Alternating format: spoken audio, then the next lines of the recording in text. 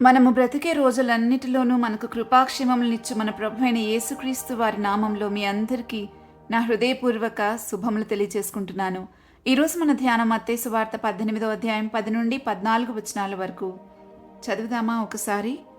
ఈ చిన్నవారిలో ఒకరినైనా తృణీకరింపకుండా చూచుకునుడి. వీరి దూతలు పరలోకమందున్న తండ్రి ముఖమును ఎల్లప్పుడూ పరలోకమందు చూచుచుందురని మీతో చెప్పుచున్నాను.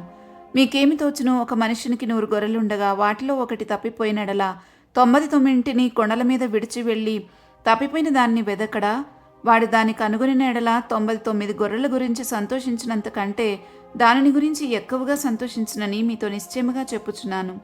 అలాగుననే ఈ చిన్నవారిలో ఒక్కడైనను నశించుట పరలోకమందును మీ తండ్రి చిత్తము కాదు. 10వ వచనంలో ఈ చిన్నవానిలో ఒకరినైనా తృణీకరించకుండా చూసుకోండి అని ప్రభు చాలా స్పష్టంగా చెప్తున్నారు. ఈ చిన్నవారిలో అనే పదం అప్పుడే విశ్వాస జీవితాన్ని మొదలుపెట్టిన వారిని గురించి వ్రాయబడింది. ఆయన చిన్న బిడ్డల యొక్క మనస్సు విశ్వాసంతో సమానమైన వారు, ఇంకా చిన్న బిడ్డల వంటి దీన మనస్సు కలిగిన వారిని గురించి రాయబడింది. అప్పుడే విశ్వాస జీవితాన్ని మొదలుపెట్టిన వారికి ఎన్నో ఆంక్షలు విధించి అలా చేయలేదని వారిని తృణీకరించి కొందరు వారిని ఆరంభంలోనే వారి విశ్వాసాన్ని అంతమొందించేస్తూ ఉంటారు. అందుకే ప్రభువులో బలపడే వరకు నేనైతే విశ్వాసాన్ని కాపాడుకోవడానికి జాగ్రత్తగా ఉండమని సూచిస్తాను. మనం ఇంకా లోతుగా ఈ విషయాన్ని గమనిస్తే ప్రకటన పుస్తకంలో 19వ అధ్యాయం 5వ వచనంలో అక్కడ కొద్దివారేమి గొప్పవారేమి మీరందరూ ఆయన స్తుతించుటనే వాక్యాన్ని చూస్తాం. కానీ అక్కడ కొద్దివారేమి, ఇక్కడ మత్తయి సువార్తలో చిన్నవారికి, ఈ 2 పదాలకి కూడా ఒక్కటే గ్రీకు పదం వాడబడినప్పటికీ ప్రకటనలో కొద్దివారు అంటే తక్కువ స్థాయిలో ఉన్నవారు, మత్తయి సువార్తలోనేమో ఆత్మీయంగా చిన్న స్థాయిలో ఉన్నవారు గురించి రాయబడింది. అందరి స్తుతులు దేవుడు అంగీకరిస్తారు. అందరి విశ్వాసం దేవునికి చాలా విలువైంది. ప్రతి విశ్వాసికి ప్రత్యేకంగా దూతలను దేవుడు నియమిస్తున్నారన్న సంగతి ఇక్కడ స్పష్టంగా తెలుస్తుంది. వారెప్పుడు అంటే ఆ దేవదూతలు ఎప్పుడు పరలోకమందు తండ్రి ముఖమును చూస్తూ ఉంటారు అని రాయబడిన వచనం ప్రకారం మనకు అర్థమవుతుంది.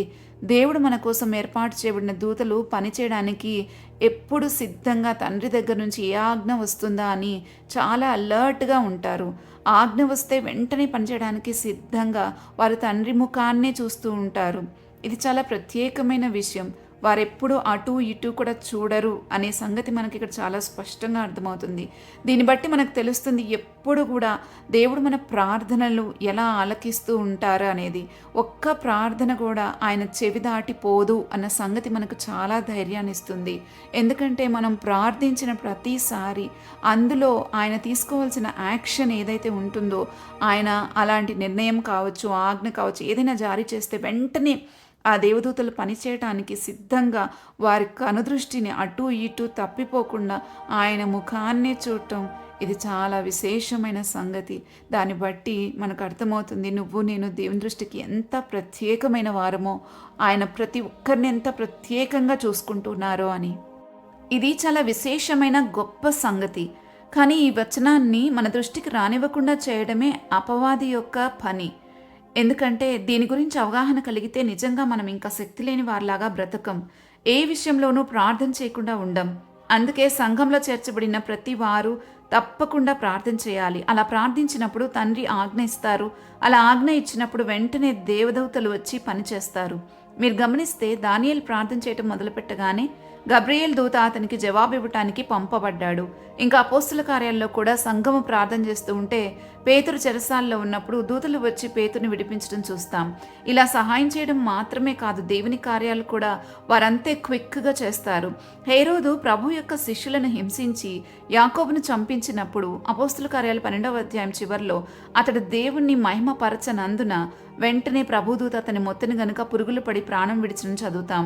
కాబట్టి దేవుని దగ్గర ఉన్న దూతలు ఎవరి కోసమైతే వారు అసహ్యం చేయబడ్డారో వారి విషయమై ఏమి ఆజ్ఞ వస్తుందా అని నిత్యము చూపు తిప్పుకోకుండా తండ్రి ముఖాన్నే చూస్తూ ఉంటారు.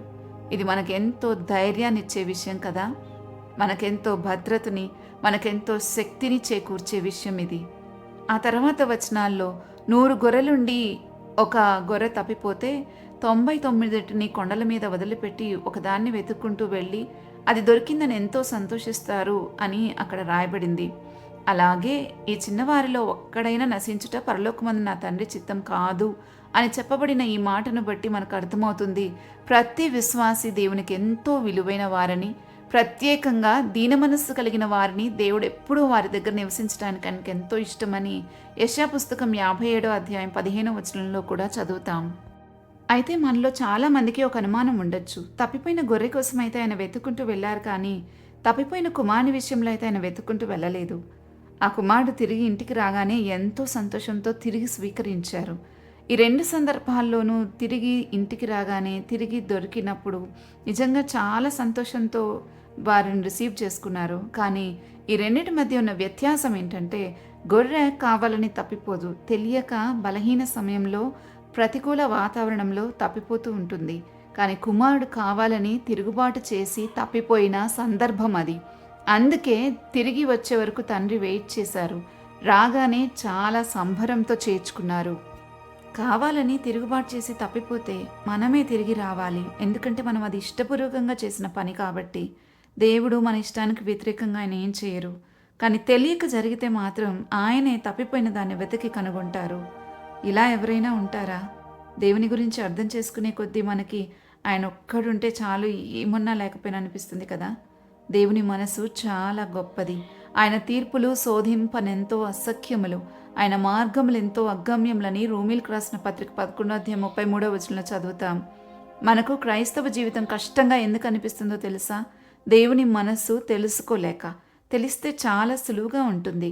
అది తెలిసిన వారెవ్వరూ దేవునితో సహవాసం చేయకుండా ఉండలేరు, ప్రార్థించకుండా ఉండలేరు, ఇంకా వాక్యాన్ని ధ్యానం చేయకుండా అస్సలే ఉండలేరు. ఒకవేళ మనకున్న విశ్వాసం ఈరోజు కొద్దిదే కావచ్చు. అందరిలాగా ధైర్యంగా సువార్తను ప్రకటించలేకపోవచ్చు, లేదా కొన్నిసార్లు మనం విశ్వాసులమని కూడా చెప్పుకోలేకపోవచ్చు. కానీ ధైర్యంగా ఉండండి. మనకు విశ్వాసంలో అభివృద్ధి పొంది ఎదిగే రోజులున్నాయి. విశ్వాసాన్ని ధైర్యంగా ప్రకటించే రోజును దేవుడు మనల్ని బలపరిచి మనకిస్తారు.